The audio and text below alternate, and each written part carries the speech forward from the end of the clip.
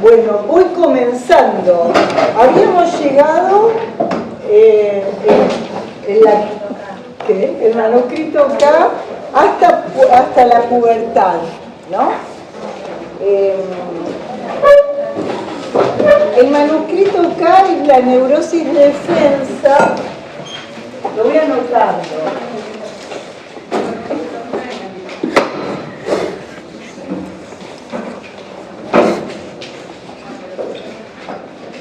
Un texto de 1896. Les traje, para situarlo, con lecturas freudianas 1, ¿Qué? En internet no está. Ah, no está, no aparece. Está, pero por una página que se baja y hay extractos que están vacíos. Claro. Me parece, son textos tan densos porque es la parte neurológica, donde Freud todavía tenía como interlocutor a los neurólogos y quería ser entendido por la comunidad científica del momento. Entonces trata de explicar de una manera que no tiene que ver con después los otros escritos de él, donde está más la temática social.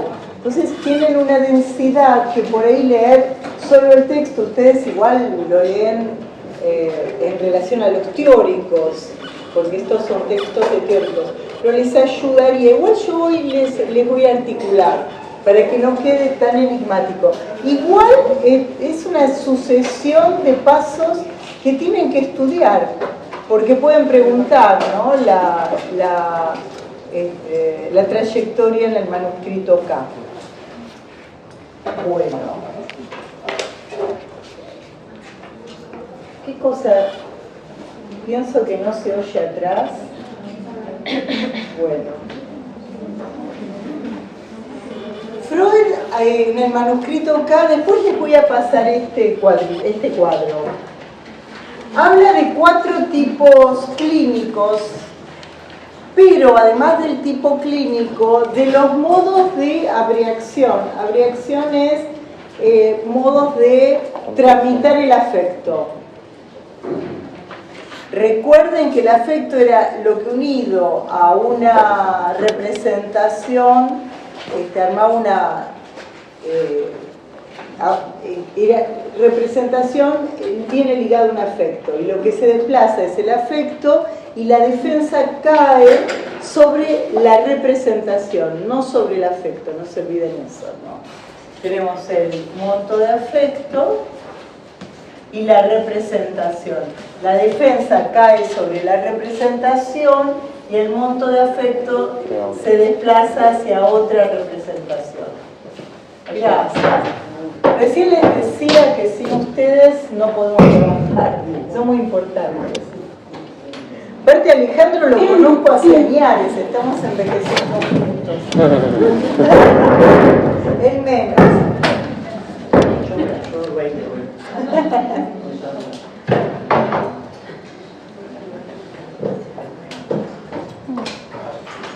Los tipos clínicos, después yo les paso el cuadrito, son la histeria,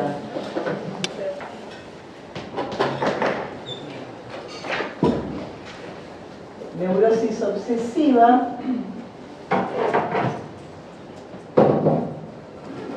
paranoia,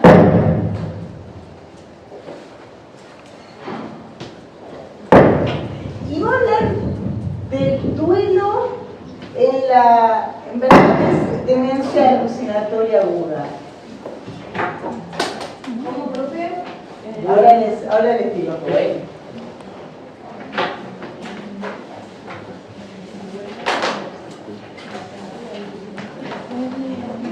Los 4 tipos clínicos que están situados en el manuscrito K son la histeria, la neurosis obsesiva, la paranoia y la demencia alucinatoria. Si ustedes, por todo lo que venimos viendo, estaríamos en el subgrupo de las neuropsicosis. ¿Por qué? Porque opera la defensa. Pero acá se va a ver... ¿Me oyen? Sí. Un aplauso para el Estado.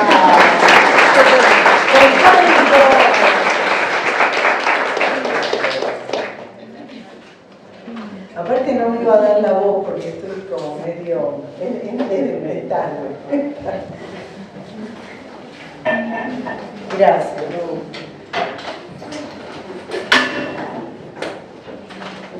Cambió el cable en este tiempo. Sí. Gracias.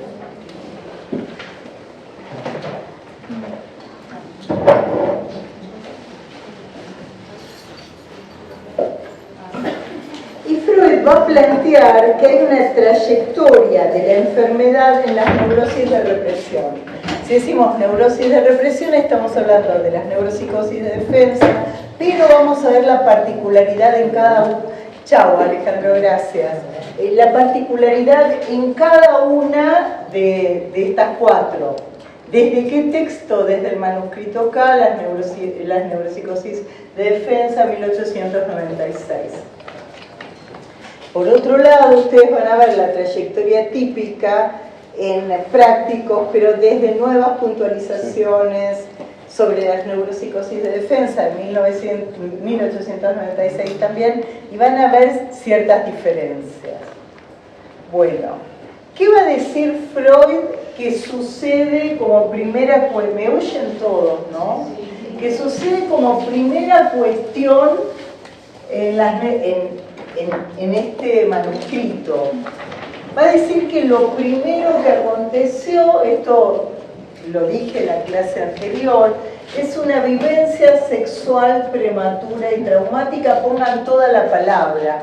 Otra cosa, en un parcial tienen que escribir toda la palabra y después, una vez que ya la pusieron toda la palabra, pueden poner la abreviatura. Pero en algún momento tienen que dar a ver que ustedes saben que es vivencia sexual, no la sigla solamente. Recuerden que vivencia es diferente de vivido, es la huella que deja lo vivido como vivencia en el aparato. Sexual son modos de satisfacción, prematura porque se da antes de la pubertad, por un lado, y por otro lado porque el aparato psíquico no está a la altura de la respuesta a lo que acontece. Entonces queda con una carga energética, en términos económicos, con una suma de excitación en el aparato psíquico. Y traumática porque deja una huella cargada de afecto que se va a resignificar. Si bien el trauma es en dos tiempos, ¿no? Eso. Ese punto del trauma que habíamos situado, que entre la vivencia,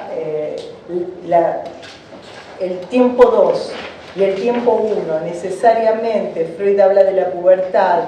La pubertad también es como un momento lógico, tiene que haber una separación, no están juntas, ¿no? Como un momento lógico que separa una de otra, además. Bueno, después, en este manuscrito, Freud va a decir que luego de la vivencia sexual prematura traumática está la pubertad, con el desarrollo de los caracteres sexuales secundarios, que es cuando cambia el cuerpo de una niña o de un niño. Si van a la trayectoria típica, hay un montón de pasos más. Yo después les paso el cuadro y les sacan una foto, pero para tratar de ir cumpliendo con las clases del programa. Después, ¿qué pasa después de la pubertad? Freud va a decir que hay otro tiempo donde acontece la represión. Recuerden que represión y defensa son equivalentes teóricos en este momento, hasta 1914. ¿La represión de qué? Siempre preguntan esto. La represión va a ser de la vivencia sexual prematura traumática, ¿no? En el caso Emma sería lo que acontece a los 8 años como una vivencia sexual prematura y traumática. Sí, la represión es sobre la representación, Siempre. no es sobre... O sea, porque la vivencia incluye el afecto también, pero el Siempre, afecto... siempre, está bien, la represión o la defensa, que en este tiempo son equivalentes teóricos, es sobre la representación. Les digo una palabra, pero después se lo olvidan. Es sobre el significante. Es sobre el significante, ustedes tienen que poner representación.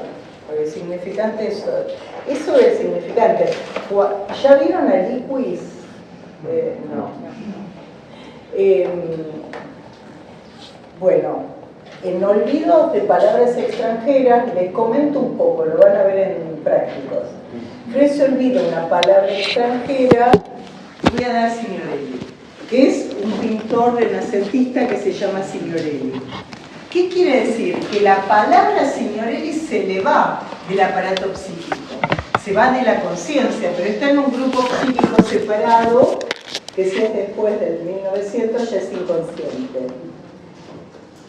Se olvida la palabra. ¿Vieron cuando ustedes se olvidan un nombre? Pero se acuerdan, él se acordaba de todo, de las pinturas de este artista, se acordaba del tiempo en el que había vivido, del museo donde estaba, se acordaba de todo, se olvida la representación.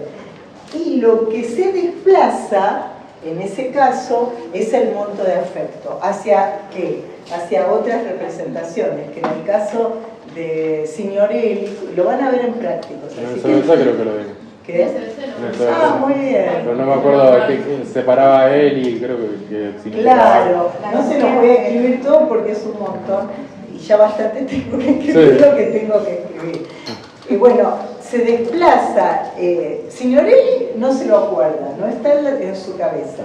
Y asociando aparece Botticelli, otro pintor renacentista, Boltraffio, que es un lugar, Trafoi, que es otro lugar, Bosnia y Herzegovina.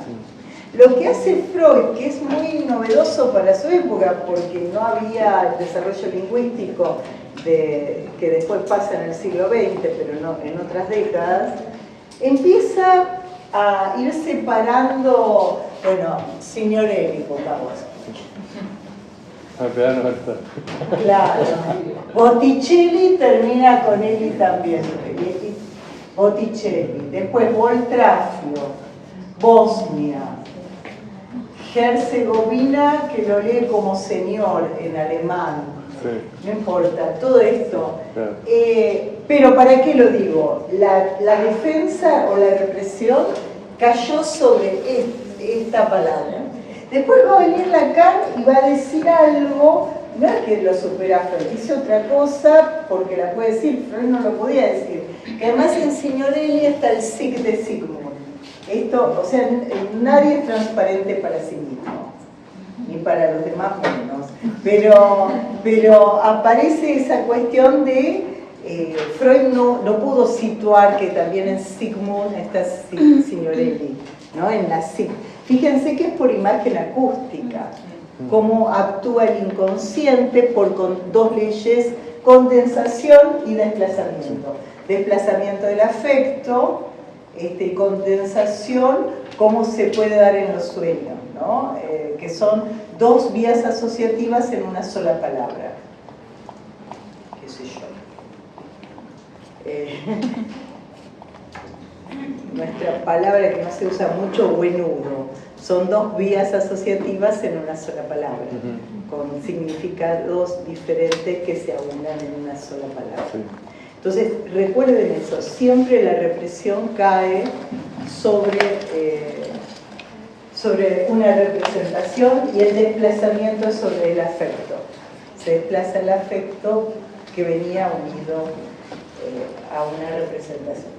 Bueno, entonces, luego de la pubertad, en esta sucesión que quiere dar cuenta Freud, va a estar la represión de ¿qué? De la violencia sexual prematura y traumática. Y ahora lo vamos a situar después. ¿Qué va a decir Freud? ¿A raíz de qué? De una vivencia, sigo con la palabra vivencia, no es tanto el hecho, es la vivencia el hecho en este tiempo, de una vivencia que a raíz de una ocasión posterior despierta el recuerdo.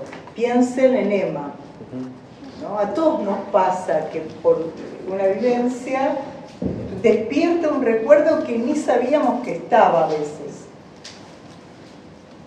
Así funciona el inconsciente, y este es el descubrimiento de Freud, que hay un saber no sabido, que el yo no es soberano, que la conciencia es un lugar con una jerarquía menor al inconsciente, bueno, todo eso. Y cuando se despierta el recuerdo, estamos en la temporalidad de la retroacción. O sea, a partir de un tiempo 2 se despierta un recuerdo acontecido antes, la escena de la tienda, si quieren, ¿no? ¿Cómo es con temporalidad? Retroactiva. ¿Qué es lo contrario de lo que pensamos en el sentido común? Bueno, nosotros no, porque estamos acá hace muchos años, pero en el sentido común es le pega porque le pegaron. Entonces el tiempo 1 es que le pegaron y ahí está el trauma, el tiempo 2 es que pega. No, acá es pega y hay que ver a qué queda ligado. ¿Acá ya estamos en el trauma en 2 tiempos? ¿O? El trauma siempre es en 2 tiempos, que se divide de lo que vamos a ver sobre la justificación de separar la neurastenia de lo que son las neurosis actuales, que son actuales ¿por qué? Porque no hay 2 tiempos y además porque se pone en acto. Más o menos le va quedando articulado lo teórico. Sí. Vieron que en cada repetición no es un círculo, es como un rulo, se va sumando otra cosa, ¿no? Bueno. ¿Y qué va a decir Freud? Que ese recuerdo, ¿no?, es la represión de la vivencia sexual prematura y traumática, que despierta un recuerdo, el de la vivencia sexual prematura y traumática, y así lleva a ¿qué? A la formación de un síntoma primario de defensa.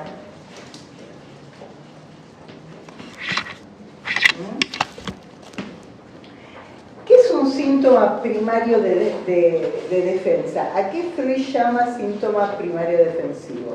Y ustedes tienen que recordar todas las palabras que dice. Escrupulosidad de la conciencia moral, ¿no? Pero no es escrupulosidad, es en el exceso. Se lee en el exceso, en verdad. Pero Freud lo llama así: la vergüenza, la desconfianza de sí mismo. ¿Por qué es un síntoma primario de defensa?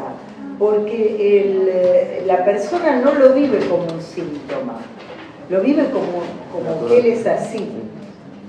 No hay padecimiento por eso.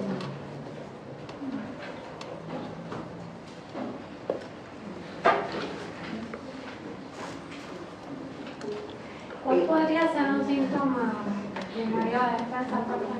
Y, por ejemplo, esas personas que se lavan las manos cada 2 segundos y no te podés sentar en el sillón sin poner una toalla antes. Eso es la neurosis obsesiva. Claro. Está bien lo que vos decís, porque empieza desarrollando la neurosis obsesiva y después va a separar la particularidad en la histeria y en la paranoia, tal cual. Él dice, en la neurosis obsesiva se dan todos estos pasos, se dan como, siempre de la misma manera, ¿no? Por eso es el canon de lo que hablábamos la vez pasada, tal cual. Como un top. ¿Cómo? Como un top, Claro, pero el toque sería una etapa. En cambio, en el desarrollo vos tenés todas las etapas, ¿no? El trastorno obsesivo-compulsivo, sí, algo. ¿Qué pasa? Que si no lo haces te angustiás. El punto no es solamente hacerlo o no hacerlo, sino si no lo haces te angustiás. Qué sé yo, alguien que plancha los billetes, piensa en algo excesivo.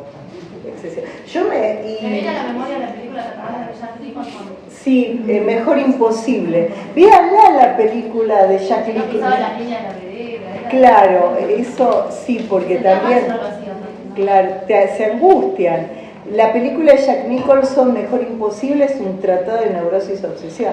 Lo que pasa es que después puede generar un síntoma propiamente dicho, con retorno a lo reprimido, sobre la relación con los otros, porque van quedando aislados, van quedando varones, mujeres, no importa, tal cual. Sí. Por eso habla de escrupulosidad, conciencia moral, etc. Ya van ir viendo lo que subyace a esto. En este tiempo Freud es descriptivo. Podríamos situar escuela alemana, descriptivo con eso. Después va a armar un tercer tiempo. Perdón, profe, tipo la obsesión causa como una forma de escapar de la angustia. Exactamente, si no te enfrentas con la angustia ya van a ver esa angustia de castración en un segundo tiempo, no en esta primera definición. Tal cual, si no te levantás con el pie, ¿con qué pie? ¿Izquierdo o derecho? Como un ritual. Claro.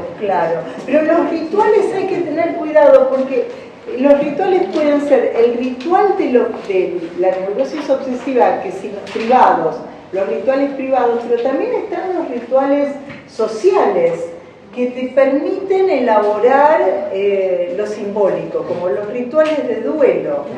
Fíjense lo que ha traído la pandemia a eliminar todo ritual de duelo, que no había velatorio. Sí, los rituales de duelo que faltaron con los desaparecidos. Y después tienen, si quieren, se van 25 siglos, esta Antígona, ¿no? Que da su vida para poder velar al hermano, ¿no? Para poder cubrirlo al hermano, y está entre dos situaciones. Que el hermano había quedado en ser traidor a Creonte, o cumplir con una ley más universal que son los rituales de duelo. ¿Por qué? Porque por lo simbólico vas trabajando, vas tejiendo lo innombrable de la muerte, por ejemplo, pero no es menor. Lo que pasa es que, bueno, están esos rituales que no forman parte de la neurosis, son construcciones sociales. Los rituales de duelo son viejos como la historia de la humanidad. Fijan como el lenguaje. Claro, tienen el tiempo del hombre. Es más, cuando fue la epidemia de la fiebre amarilla en 1871, que se arma el cementerio de la Chacarita, que estaba aislado en la ciudad, estaba alejado, y la presidencia era de Sarmiento, hubo todo un tema también con los rituales de duelo que quedaron suspendidos. Y hay un cuadro de un pintor uruguayo, Barnes, que pinta esta cuestión de la mujer muerta por la fiebre amarilla sin poder despedirse, y el médico ahí. Muy complicado, y todavía no tenemos no se trabajó mucho los efectos de la pandemia y lo que pasó ahí. Así que, ¿para qué digo todo esto? No confundan el ritual obsesivo, que si no golpeo 3 veces la puerta, me puede pasar algo, a los rituales sociales. Son como cosas diferentes. Los rituales de duelo que se necesita de la comunidad, además. Y el punto es que si se suspende la escrupulosidad, etc., se genera angustia. Vienen a tapar angustia ahí. Y perdón, un poco de nuevo, dijiste lo de la angustia de la castración. No, pero eso es otro tiempo de la angustia. Recién vamos a ver la angustia por no reacción. Freud va a hablar de 3 teorías de la angustia. Y la angustia de castración la van a situar cuando vean el complejo de Edipo, que tiene que ver con una imposibilidad lógica. Sí, es común a todos. Es común a todos, sí, a todos los neuróticos. A todos los neuróticos, los psicóticos, los perversos tienen otra lógica, pero esto los temas filosóficos, de dónde venimos, a dónde vamos, por qué nos morimos. Bueno, las religiones tienen una explicación a ese vacío, que a algunos les genera... vení, sacale una foto a... cosita. Sí, de un lado y del otro, y lo tenés también para prácticos.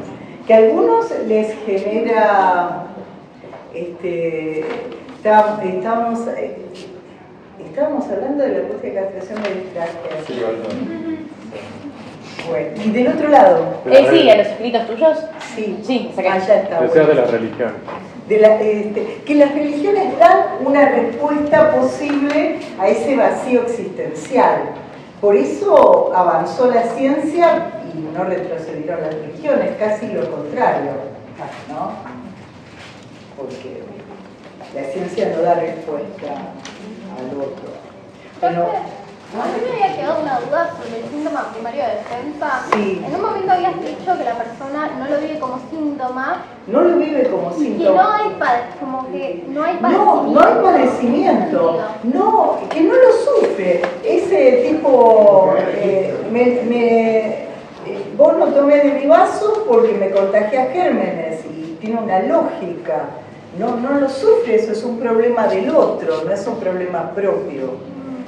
Por eso Freud lo va a llamar después periodo de salud aparente, porque es aparente en tanto no hay sufrimiento, no se vive como padecimiento. Esto es lo que diferencia a lo que es un síntoma para la medicina.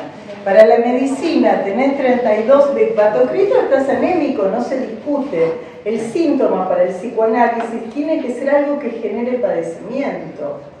Supone en otro tiempo quedarse, como se decía en la religión cristiana, para vestir santos, porque iban a las iglesias a vestir santos.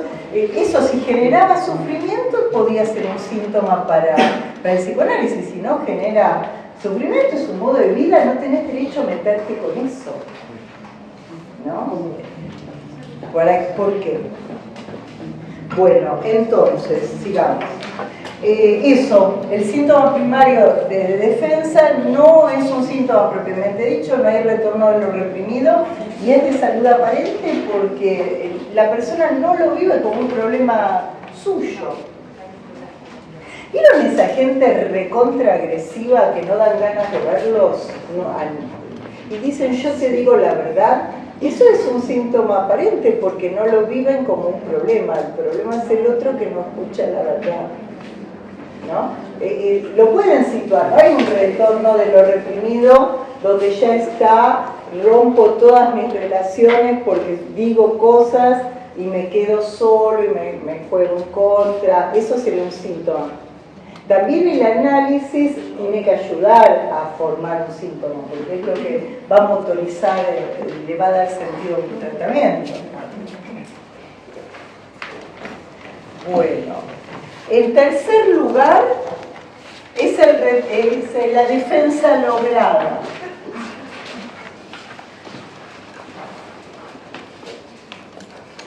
¿Qué quiere decir defensa lograda en el tercer lugar? Que en la formación del síntoma primario de defensa no hay defensa lograda.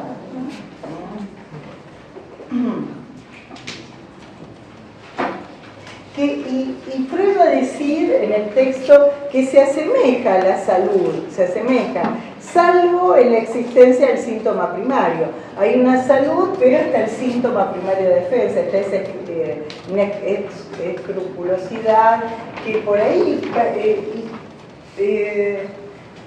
complica cuestiones que querría hacer.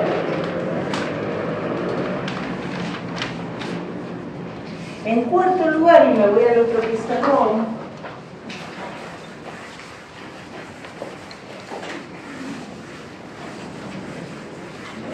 Antes de el punto 3, que es defensa lograda, es formación.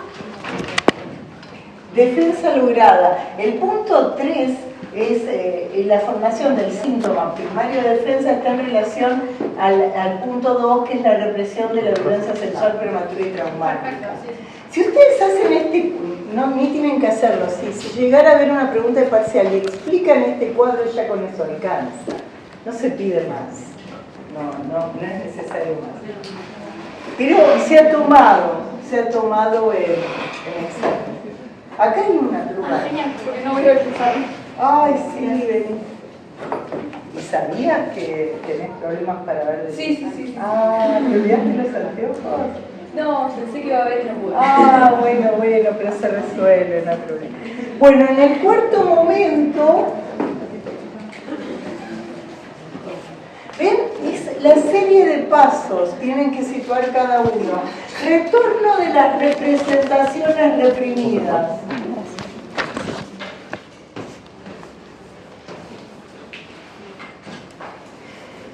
De las representaciones reprimidas.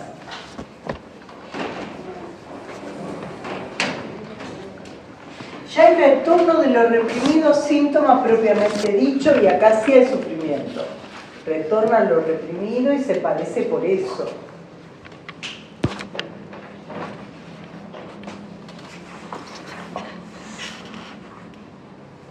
¿Y qué va a decir Freud? Que el yo forma nuevos síntomas. Esto lo van a ver cuando veamos un texto de 1915 que se llama La represión, que es metapsicológico, donde Freud va a decir que ahí está ya el concepto de la represión, que reprimir lleva una carga energética enorme, porque es muy activo el proceso de reprimir. En el inconsciente lleva un gasto de energía inmenso. Por eso también cuando alguien está muy neurotizado está como empobrecido en la energía, porque lleva un gasto mantener en el inconsciente algo que no aflore a la conciencia. Suponga, les digo un ejemplo re tonto, pero por ahí se entiende. Si a nivel consciente, esto se supone que es inconsciente, alguien no quiere decir... siempre doy el mismo ejemplo, pero me parece muy gráfico. Supongan a alguien que miente la edad, y voy a hablar de mí porque me acuerdo de todo. Supongan que yo diga que nací en 1982. No puedo decir que me agarra Malvinas en la adolescencia.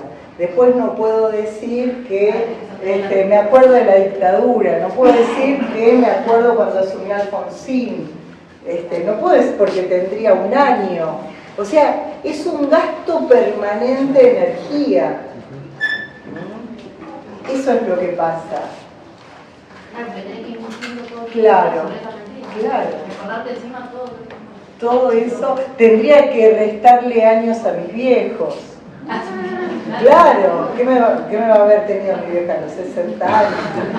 Bueno, ese es el gasto energético permanente que lleva a reprimir. Todo esto sería consciente, pero piénsenlo a nivel inconsciente. Profe, creo que algo así lo menciona en el caso de Elizabeth también, cuando la está analizando a ella y como que por momentos tarda en darle ciertas respuestas, como que ahí recién pudo detectar que tenía cierta histeria. Él lo dice así como el esfuerzo de la represión o algo. Claro, el esfuerzo energético. Claro, sí. Lo que pasa es que Elizabeth tenés un síntoma conversivo, tenés síntomas conversivos y la relación con el papá y todo eso, que en la histeria hay lagunas del recuerdo, que ahora lo vamos a ver. La histeria en el lugar donde se va hacia otras representaciones aparecen las lagunas del recuerdo, sobre lo que sería amenazante. Bueno, ya está. Ahora vayamos a la particularidad de la histeria, que acá no me va a alcanzar, ¿no? Copiar, bueno, igual se los paso después, esto o la próxima clase. En la histeria, ¿qué va a decir Freud de la histeria? Que en la neurosis obsesiva, fíjense que para hablar de una forma hay que oponer la otra. En todos nosotros, en el campo de la neurosis, la erotización viene de un otro, siempre. Es así, ¿no? Nos erotiza un otro. Y lo que dice Freud, en la neurosis obsesiva, si bien siempre cualquiera es pasivo frente al otro, en el erotismo, la neurosis obsesiva recuerda el más de satisfacción. Lo recuerda como activo con un más de satisfacción. ¿Se entiende? Recuerda lo que aparece, la marca que queda del erotismo en la neurosis obsesiva es una vivencia activa y activa con un plus de placer. En la histeria, va a decir Freud, se va a recordar pasivo y con un menos de placer.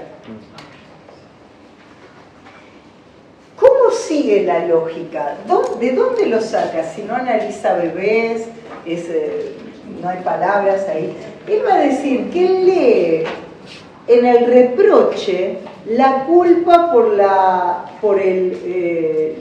vivencia placentera, sexual placentera. ¿Dónde lo lee? En el reproche. La culpa, ¿por qué? Porque hubo una vivencia sexual placentera. En cambio, en la histeria, él va a decir que no. Eso, ¿no? Que se encuentra frente a la pasividad del otro con un menos de satisfacción. Yo entendí, pero el obsesivo se acuerda de satisfacción mejor de lo que fue. ¿Cómo? No entendí, el obsesivo se acuerda No, del deseo. no se acuerda, le aparece un reproche, ¿no? ¿Vieron esto? Que reproche es un modo de culpa. Y Freud dice, si aparece un reproche es porque la vivencia fue placentera. ¿No les pasa eso, qué sé yo, que no sé, se sacan un 10 en la materia y les da culpa frente a otro que no aprobó? Entonces aparece, no sé qué. O, qué sé yo. En la neurosis obsesiva dice Freud, pero la culpa es de todos. La culpa es de la neurosis, ¿no? La culpa, ¿por qué? Ya lo van a ver más adelante, el super-yo es heredero del complejo de Edipo para la histeria y la neurosis obsesiva y queda articulado a la conciencia moral. Y es lo que marca diferencia estructural, ¿no? Esto de la culpa por el placer, muchas veces pasa eso. Es más, después van a ver cuando vean el masoquismo como originario que muchos se boicotean situaciones de placer. Decime, ¿quién cree? Porque uno es activo y el otro pasivo. No, lo que dice Freud, él no dice que uno es y el otro no es. Dice que el recuerdo de la sexualización queda como activo en la neurosis obsesiva y pasiva en la histeria. ¿Por qué? Por los efectos que produce después. Lo lee desde el reproche. Si hay reproche es porque hubo una vivencia sexual que fue vivida como placentera. Eso es lo que dice. ¿Por qué lo dice? Porque él lee en la culpa el placer. Y esto es un poco la lógica psicoanalítica, que nos encontramos con sujetos que les cuesta más estar bien que estar mal. Por eso consultan. Si no, vas resolviendo lo que te pone mal y haces otra cosa. El punto es donde uno no puede resolver y se queda ahí, qué sé yo, contándole ese tema que al otro que va a servir para que te maltrate. Eso también pasó a Elizabeth cuando ella hizo algo que le dio placer, fue salir con ese amigo y después le sintió reproche, culpa y eso. Sí, lo podés pensar en el reproche, en la culpa. Lo que pasa que también Freud va a decir que el neurótico no se siente culpable, no necesariamente tenés que decir me siento culpable, te enfermas. Y después, muchísimos años después, en el 24, él va a leer ciertas enfermedades. En el lugar donde está la culpa, ¿no? Dice, el neurótico no se siente culpable, se enferma en ese lugar. Sí. Miren, están articulando todo, está bien. ¿Qué va a decir Freud en la histeria? Que en el lugar del síntoma primario de defensa, vamos a abordar, ¿no? O sea, vive la sexualidad con un menos de placer, y en el lugar del síntoma primario de defensas, ¿dónde está el síntoma primario de defensa? Acá. Sitúa la laguna del recuerdo.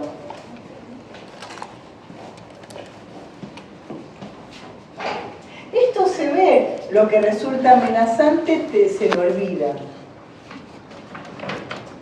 ¿Con menos de placer o con displacer? Ah, es muy buena la pregunta, pero Freud dice un menos de placer. Porque no es, dice que podés leerlo como displacer también, pero es donde tendría que haber habido placer. Más adelante lo dice con todas las letras. En la estructura histérica, donde tendría que haber placer, aparece el asco, como un tique pulsional. Una cosita, no confundan la histeria desencadenada con mujer. Mujer e histeria no son sinónimos. Freud habla también de algún varón histérico o del colectivo de géneros que quieran, ¿no? Mujer e histeria no son sinónimos. Creo que igual en neurosis obsesiva habla del placer, ahí usa la palabra. Sí, pero dice que la primera vivencia la vive como placentera. Claro, que después el recuerdo. Sí, y placer tenemos todo, no es propio de nadie. Lo que pasa es que fíjate cómo lo va estructurando. Cómo lo va estructurando y en qué momento lo siente cada uno. Ese es el punto. El punto clave está en qué momento. No solamente la palabra asco, sino repulsión, dice. Claro, pero son equivalentes. Repulsión, asco. Sí. Podés situar como síntoma conversivo el vómito en algunos momentos. Claro, la repulsión va más a pulsar. Claro. Cuando dice activo-pasivo, que es la participación. Sí. Una participación más activa. Pero cómo te queda, no es tanto lo que, es como qué marca deja lo vivenciado, si como pasivo o como activo, ¿no? Porque en una situación sexual, esto se los decía en otras clases, todos van como objeto del deseo del otro. Una cosa es vivirlo como posición, que entras y salís y que, bueno, sos objeto del otro en tal cosa y el otro es objeto tuyo en tal otra. Y otra cosa es sufrir de eso y quedarse fijado en ese lugar. ¿Qué sería activo o pasivo? Eso sería pasivo como objeto, no como sujeto. En muchas situaciones, cuando uno da un examen, estás a disposición de la pregunta que te haga otro. Uno en muchas situaciones queda a disposición del otro. El tema es cómo lo vive cada uno eso. Bueno, y va a decir que en la pubertad, sigo con la particularidad de la histeria, que en la pubertad hay dos fases. Una es la amnesia. ¿Cómo la lee la amnesia? Como un avasallamiento del yo. Lo que resulta amenazante queda como una laguna del recuerdo. Y esto se escucha mucho en la clínica. Me dicen que me llevaban a lo de mi abuela, pero no me acuerdo de nada. Aparece como un agujero negro en la memoria. Y tiene que ver con la neurosis, ¿no? Porque hay cuestiones neurológicas que generan también falta de memoria. Entonces, eso de lo amenazante se saca de cuajo como una laguna, dice Freud. ¿Dijo algo de amnesia relacionada al yo que no? Sí, como un avasallamiento del yo, ¿no? Yo queda eso por fuera.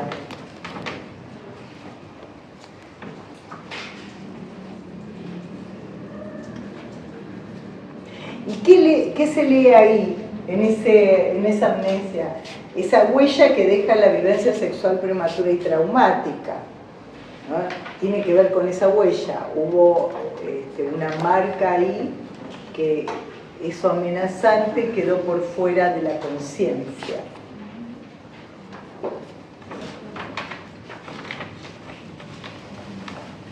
Y después en la paranoia, Y la segunda fase, tenés el avasallamiento del yo, que tiene que ver con eso traumático. O sea, la primera fase sería la amnesia y la segunda el avasallamiento. El avasallamiento del yo, y después de ahí es el retorno de lo reprimido. Profe, perdón, dijo dos fases. La primera era la amnesia y el avasallamiento del yo. La otra fase, retornar. Huella traumática que... Tenés la huella que deja la vivencia sexual prematura y traumática. Luego la represión y el retorno de lo reprimido. En la histeria, el retorno de lo reprimido lo pueden leer en el síntoma conversivo.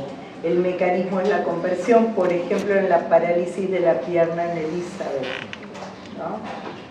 ¿Se entiende? Después, represión, retorno de lo reprimido. Acá tienen avasallamiento.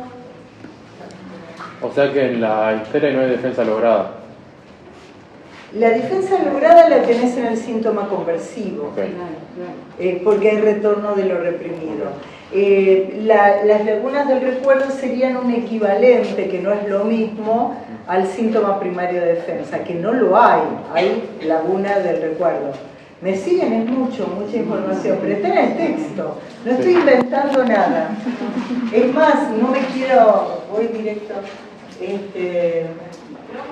decime. perdón, no entendí, o sea, primero fue la vivencia y después la huella, o eso es simultáneo. La vivencia es como huella. Lean, digan todo eso, porque la huella de lo traumático, de lo que generaría un aumento de tensión, deja como efecto una laguna del recuerdo, ahí donde había, se supone, un aumento de tensión. ¿Y esto cómo se vive? ¿Cómo lo vive? Lo vive el yo como un avasallamiento. ¿Por qué? En el psicoanálisis nunca el yo es soberano. Siempre el yo es vasallo de la realidad exterior, del superyo, de lo pulsional, ¿no? Pero queda como avasallado. ¿Qué es una de las heridas narcisistas que se sitúa en la historia de la humanidad, ¿no? Se habla de tres. Una es cuando Darwin dice descendemos del mono. Y después se investiga que tenemos un montón de...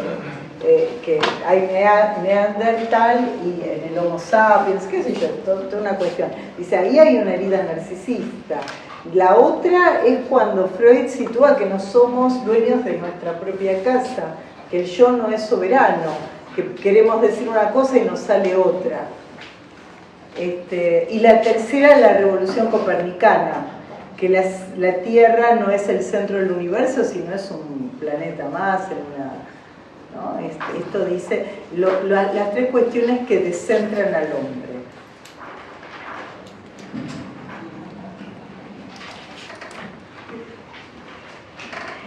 Y fíjense cómo convive Darwin con la creación divina, que el hombre y la mujer seríamos creación divina, con las distintas versiones. Bueno, me voy a paranoia. Sí. Terminamos con esto, digamos. En paranoia, en verdad Freud va a decir una forma de paranoia, en la página 260. Sitúen esto. Va a hablar en este manuscrito, decime, de una forma de paranoia. ¿Pasaron la hoja? No. Está bien. A mí después me sirve, no porque hoy sobre todo que hay paro, pero ahora va. Sí. Gracias.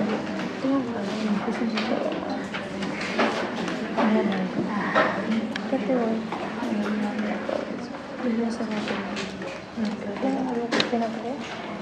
Freud va a decir que el sujeto es activo en ese plus de satisfacción, en la paranoia. Y acá hay algo importantísimo. Desmiente el autorreproche, ¿no? No es auto el reproche, no es uy, qué mal que estuve. Va a decir que aparece el mecanismo de proyección. Esto es clave, ¿eh? Aparece el mecanismo de proyección y en el lugar del autorreproche, en vez de decir qué mal que estuve, es qué mal que estuvo el otro que me quiere perjudicar, con certeza, se dice con certeza, y no hay forma de conmover eso. O sea, no hay autorreproche, no lo quiero escribir para no confundirlo, en verdad es reproche al otro. En el lugar del autorreproche en la neurosis aparece reproche al otro.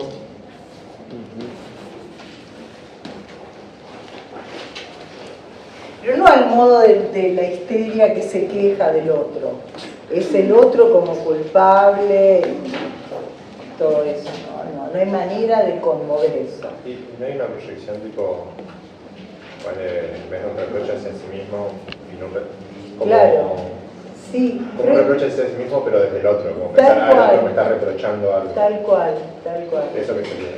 Eso sería la certeza en relación al reproche que viene del otro, es lo que Freud llama el mecanismo paranoide. Pero no reprocharle algo a alguien, sino que sentir que alguien me está reprochando algo. Tal cual, con certeza. Pero eso es el paranoia.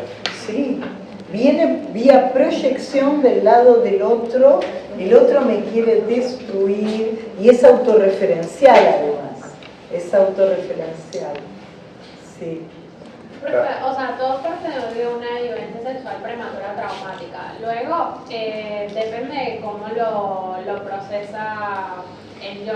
Sí. Si digamos, ¿Cómo retorna eso? ¿Cómo retorna? ¿Cómo lo vive? Sí, ¿cómo lo vive? ¿Cómo se vive? Si del lado del reproche, del autorreproche, de la laguna del recuerdo, ahí tenemos los tres. Sí, tal cual. Esto es como lo va explicando Freud. Y esto es clave, no se reprime, va a decir. No se reprime. Y ustedes pueden decir, ¿por qué lo pone del lado de las neuropsicosis? Bueno, en esta nosología es así, pero con diferencias. Dice, no lo reprime, se lo desestima.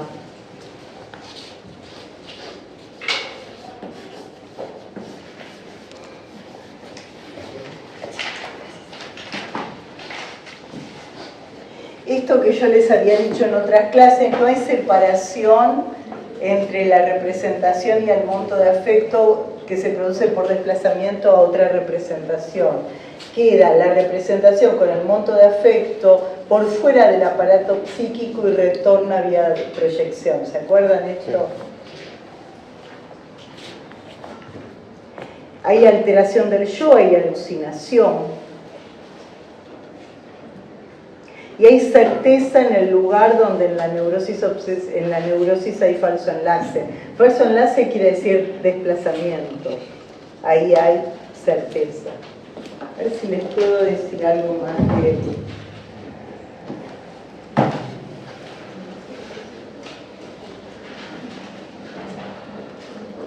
Otro punto que está como clave como clave de lectura para el programa de teóricos. Ustedes van a leer defensa normal, defensa patológica. ¿Lo vieron? No. Este era el programa. Antes de siempre lean lo primero que dice, cuando dice clase 4 y 5, que estaríamos ahora, esta sería la 5, va marcando núcleos temáticos. Y uno es defensa normal y defensa patológica. Ahora se los voy a leer. Página 260-261 del texto. Ahí lo tienen que ir a buscar para responder. ¿Cómo define la defensa normal? Va a decir, va a estar al servicio de la ley de constancia. La defensa, que no es patológica, va a tratar de mantener cierto equilibrio de economía energético en el aparato psíquico. ¿Se acuerdan que frente a la suma de excitación operaba la defensa para sostener un equilibrio psíquico? ¿Se los leo? ¿Ustedes quieren? La página 260-261. Existe una tendencia defensiva normal. O sea, si existe una tendencia defensiva normal es porque también existe una tendencia defensiva patológica. Es interesante la palabra tendencia. O sea, la repugnancia a guiar la energía psíquica de suerte que genere displacer. ¿Se acuerdan que placer era descarga de excitación en este momento y displacer era carga dentro del aparato psíquico? ¿Se acuerdan? En este momento, hasta 1920, Freud supone eso, que el displacer es un más de carga dentro del aparato, el displacer, y el placer es un menos cuando se descarga. Entonces, la defensa normal va a estar al servicio de mantener esa regulación energética dentro del aparato psíquico.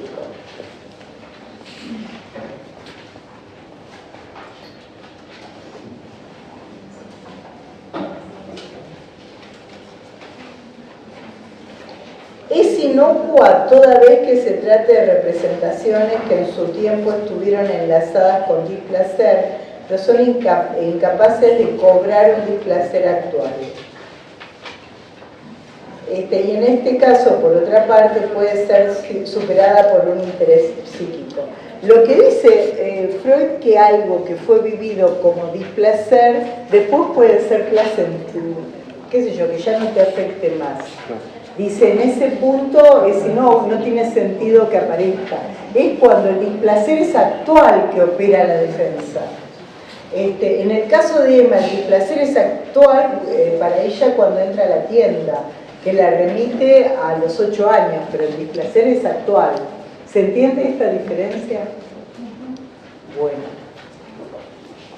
Y la defensa nociva, que está situada como patológica, la responden en el programa, la responden desde este texto.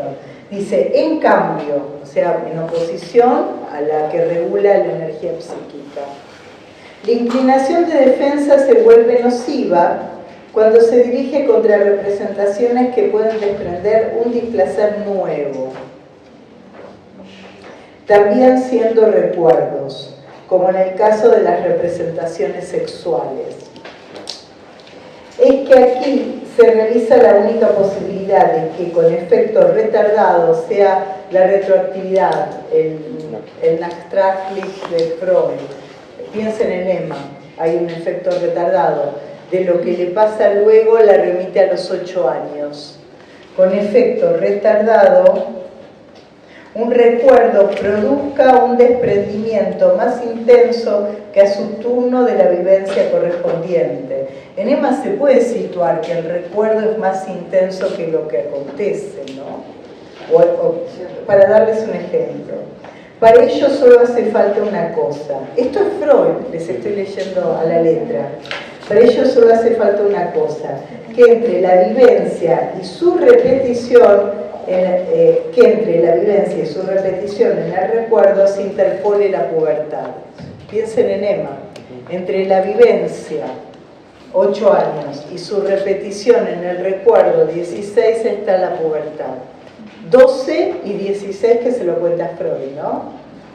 Pero si fuera defensa efectiva, no estaría en misterio. Claro, sí. Lo que pasa es que defensa efectiva ni te enterás. Claro, por eso no te das cuenta. Claro, cuando te enterás es que hay defensa y fracaso de la defensa, en todo síntoma. Claro. Bueno, esto. Página 261 les doy. Así que si esto ténganlo en cuenta, cómo Freud va armando ese edificio teórico. Y pasemos al otro texto, que es sobre la justificación de separar la neurastenia un determinado síndrome en calidad de neurosis de angustia. Lo importante de este texto también es que tienen que situar la primera teoría de la angustia, que se las voy a definir.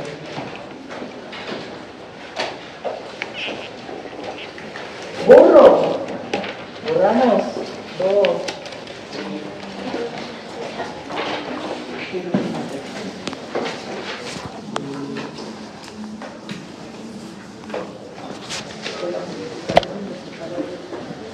Sobre la justificación. Está en este tiempo que él quiere justificar todo. Porque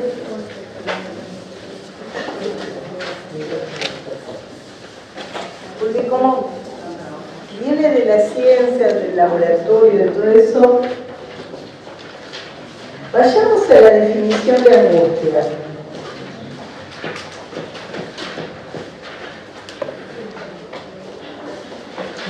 Después va a dar toda una serie de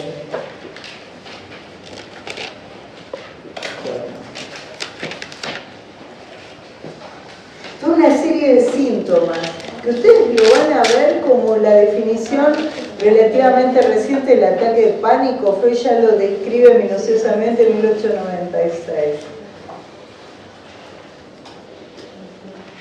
Primera teoría de la angustia, página 92. El texto, escriban todo el título, porque después les van a preguntar el título. Si les preguntan desde el título, tenganlo presente. Está relacionada con la sexualidad, modos de satisfacción. Freud va a decir, la angustia, primera teoría de la angustia y otras dos. Tiene que ver con un más, una acumulación.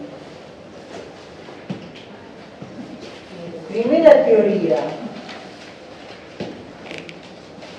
Es una acumulación ¿dónde? Dentro del aparato psíquico.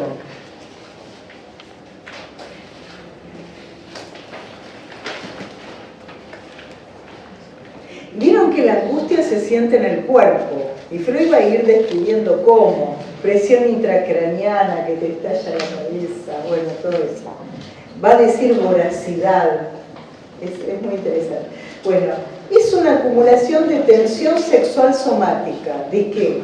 ¿No? O sea, ¿de qué se acumula? Tensión sexual somática, que es consecuencia de una descarga estorbada de la excitación sexual y surge por mudanza desde la tensión sexual acumulada que es desviada de lo psíquico y recibe un empleo anormal.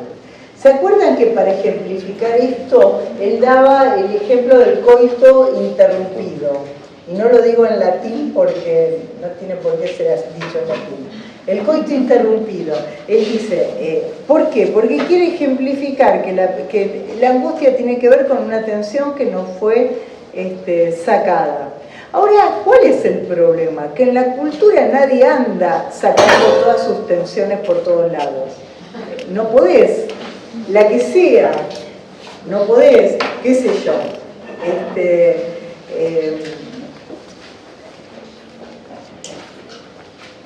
por eso, ¿por qué? Porque hay diques, hay vergüenza en la neurosis, ¿no? La perversión tiene otra lógica.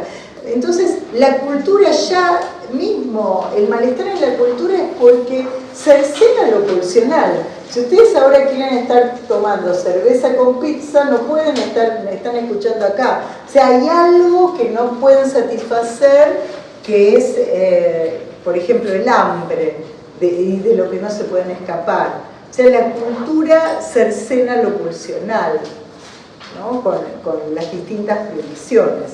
Tenés algunas cuestiones permitidas, pero otras prohibidas. La prohibición es inherente. Entonces, Freud lo ejemplifica a partir del coito interrumpido, que era una práctica habitual del momento. Pero nos queda corto el ejemplo, porque si vos decís que alguien que nunca practicó ese modo no se angustia, supongan, un actor porno no se angustiaría nunca. ¿No?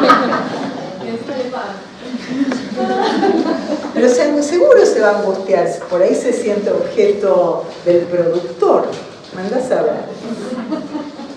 O sea, léanlo como un ejemplo para pensar el concepto. Que la angustia es una tensión que no se descarga, porque que en la cultura no es posible descargar todas las tensiones. No podemos. Después Freud va a hablar del principio del placer, principio de realidad, como lo que uno posterga. Y va a decir, lo del coito interrumpido quiere decir que dijo más de carga dentro del aparato psíquico porque hacia el exterior hubo menos de carga, de descarga, que es lo contrario de la neurastenia. Pero entiendan el concepto. Y va a dar una serie de ejemplos que los tienen en el libro de Zimmer. ¿Puedes repetir, por favor, la tensión sexual somática de consecuencia? ¿Qué es consecuencia de una descarga estorbada? ¿Eso qué quiere decir? Que habría descarga plena. Tampoco se verifica. ¿Profesor lo dice así tal cual? ¿Qué sé yo? Poner sí. No, pero... No, yo trato de que sea explicable. Ahora voy a decir cosas tal cuales, creo. Pero tengan presente eso, la angustia, primera teoría de la angustia es una tensión sexual somática descargada ineficientemente. Traten de entenderlo para después poder ponerlo en un parcial, porque como esta cuestión, descarga ineficiente, lo contrario de neurastenia. Entonces, ¿qué queda? La atención dentro del aparato psíquico. Porque no dijiste lo que pensabas. Uno nunca dice lo que piensa totalmente para continuar en la vida. No le decís ni a médico, no podés decir esto, qué sé yo, decís más o menos, un poquito, y esperás el momento, y qué sé yo. Y si no, después te arrepentís y también hay tensión. No hay salida del malestar en ese punto. Bueno. Como cuando uno visita a la suegra. Claro, te vas callando y decís cuántos meses, según lo que dice, ves el tiempo que vas a volver. 1 mes, 2 meses, año nuevo ya no. Navidad también. Bueno, algún día nos vamos a meter con eso, con las rivalidades. Bueno, y Freud va a decir, página 108, excitación sexual somática desviada de lo psíquico respecto al empleo normal. Eso es lo textual. Y después va a hacer una serie de puntuaciones que todos nos vamos a representar en alguna o en varias, que es lo que dicen que es actual del ataque de pánico, y Freud lo dice. Irritabilidad general, ahí leemos angustia. O sea, alguien que esté irritado y no sabe por qué, ¿vieron cuando uno no se aguanta en el propio cuerpo? ¿No? Que no entro en mí, ¿no? Me saca de mí. Bueno, esas frases. Acumulación de excitación o incapacidad para tolerarla. Las dos cosas. Disminución del deseo. Hiperestesia auditiva. ¿Vieron cuando no aguantan un solo ruido? O no aguantan la voz del otro. ¿No? Esto de... Los adolescentes con los padres dicen, callate. O se tapan los oídos cuando... ¿No? Esto de que... Y los oídos son complicados porque ¿cómo te los tapás? Podés cerrar los ojos, pero... ¿no? O los ruidos, eso de la hipersensibilidad con los ruidos. Es increíble. Puede ser causa de insomnio. ¿Vieron cuando uno quiere dormir y escucha la canilla de no sé quién, que no la escucharon nunca en la vida? O los pasos de no sé qué, o el basurero. Como un estado de alerta. Como un estado de alerta, tal cual. Estás crispado, como para salir corriendo, pero no tenés a dónde. Expectativa angustiada, esto después lo va a trabajar Freud con Juanito. Va a decir que tiene el mismo valor que la angustia. ¿Vieron cuando uno teme que le roben? Va a decir, tiene la misma expectativa angustiada, tiene el mismo valor de angustia que cuando te robaron. Es más, hay gente que le pasa algo y ya está más tranquilo porque no le va a pasar. Por ejemplo, una expectativa angustiada puede ser la muerte de los padres, ¿no? Y cuando algún padre se muere, podés estar re triste, pero ya no temés que se muera. Me dicen que sí. Ah, sí, está bien.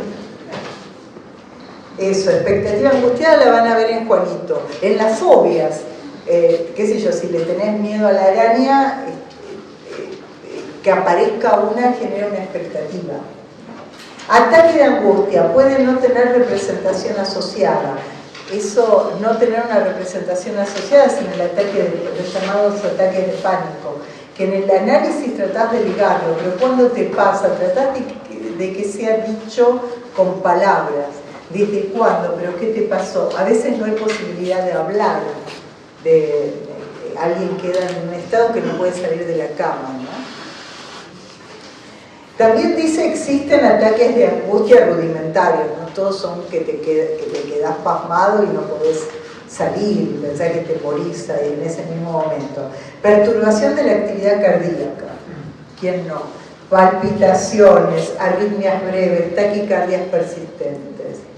Yo diría también, por ahí yo lo he escuchado, gente que muere de angustia, que algo les pasa en el corazón, puede haber algo previo, pero pasó. La madre de Olmedo murió cuando se enteró de la noticia del hijo, de la muerte del hijo, me pueden decir estaba vieja, y sí, pero bueno, eso.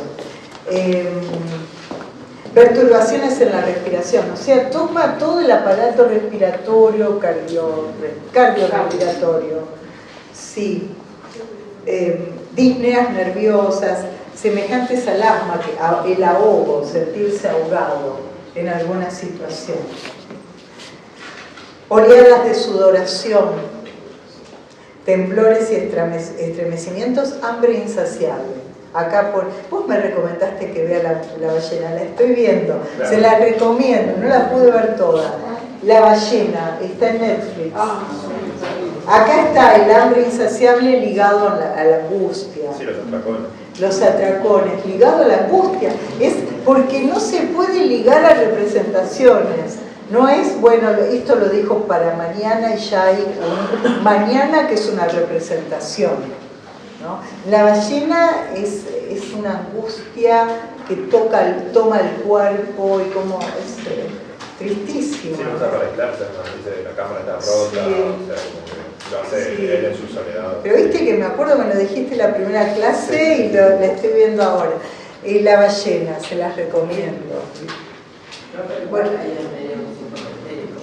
¿qué? Acá habla de la angustia. Cuando hablas de síntoma tenés los dos tiempos. Cuando hablas de angustia es el tiempo de lo no ligado. Angustia es neurosis de angustia, estás en las neurosis actuales, no tenés los dos tiempos. Cuando hablas de síntoma histérico ya tenés los dos tiempos. Tengan presente esa división entre neurosis actuales y neurosis psiconeurosis. Cuando hay dos tiempos o cuando es un tiempo solo, el trabajo es ligarlo a otro tiempo. Bueno, ¿qué pasó? ¿Cómo era? Aunque pregunte uno cualquier cosa, ¿quién te cocinaba? No puedo parar de comer, ¿quién te cocinaba? Para irlo ligando. Pero ahí en la ballena, cuando el tipo tenía esos atracones que no podía parar hasta descomponerse, es pura angustia. Pura angustia. Y se le nota, muy buen actor, se le nota en los ojos. ¿Vieron cuánto sufrió? No hay que sufrir tanto, che. No es necesario. Bueno, diarreas que sobrevienen como ataques. El cuerpo está... Este es cuerpo, no es organismo. Ataques de vértigo locomotor, congestiones, bueno, se lo leen todo, esto está en Freud. Profe, ¿no decía Freud que con las neurosis de angustia no se podía hacer nada? Es decir, no, que no se podía tratar. Sí, tratás de ligar la palabra. La neurosis de angustia se vive en el cuerpo, como te dice Freud. Es una energía intrapsíquica, es una carga en el cuerpo. A veces, si no está posibilitada la palabra, apelás a alguna medicación para posibilitar la palabra. Pero tratar o tomar la mano, porque ya le arma una cuestión corporal. Tomarle la mano a alguien que no puede hablar. Eso es fundamental. En esos estados, y después decís, ¿y qué recordás? La mano, el calor de la mano, la transpiración de la mano, o el abrazo que contiene el cuerpo. Pero igual en un primer momento... Acuérdense, igual que tienen las neurosis actuales, las neuropsicosis de defensa y las neurosis mixtas. A un síntoma histérico se le puede anexar una angustia. Claro, cuando hablaba, por ejemplo, digamos, de esta tensión que se producía por una descarga sexual que no fue llevada a cabo en su totalidad, que ahí habla del coito interrupto. Sí, como un ejemplo, sí. Exacto. Entiendo que decía como que no se podía tratar porque, o sea, la solución era como que se realizara esta descarga correctamente. Pero la descarga por la palabra me sirve mucho para explicar a partir de tu pregunta. La descarga correctamente, o la descarga, pongámosle para no ser tan ambiciosos, la palabra es un modo de enmarcar. La palabra es como un dique, suponer la angustia como un tsunami. Y vos vas poniendo diques. La palabra es como un dique que ayuda a tramitar el afecto en una representación. Otra puede ser motora, salir corriendo, ¿no? Es un modo de elaborar la angustia en la palabra. Por eso tratás en principio de preguntar desde cuándo te pasa, cómo te pasó, si no se puede hablar, tocas. Ahora nos encontramos con un problema, que el cuerpo, hay toda una cuestión, sobre todo con los chicos, los docentes no tocan más a los chicos, porque se puede generar, qué sé yo, bueno, hay otras cuestiones, ¿no? Para cubrirse los docentes, esto se ve, hay médicos que atienden con la puerta abierta, están todos, esto pasa, pero hay algo de enlazar un afecto, una representación que puede tener distintas modalidades. En general, cuando alguien está muy angustiado, ni registra la mirada del otro. Si ya registras la mirada es otro momento, pero sentís el calor del cuerpo, ciertos sonidos. Pero bueno, esto es sobre esa necesidad de justificación. Ustedes no pierdan el eje que es neuropsicosis de defensa con todo histeria, neurosis obsesiva, paranoia. Después tienen las neurosis de angustia, donde está la neurosis de angustia, las neurosis actuales, neurosis de angustia, neurastenia, hipocondría, y cómo trata cada una. Y en la neurosis de angustia, sobre la justificación de separar, tienen la primera teoría de la angustia.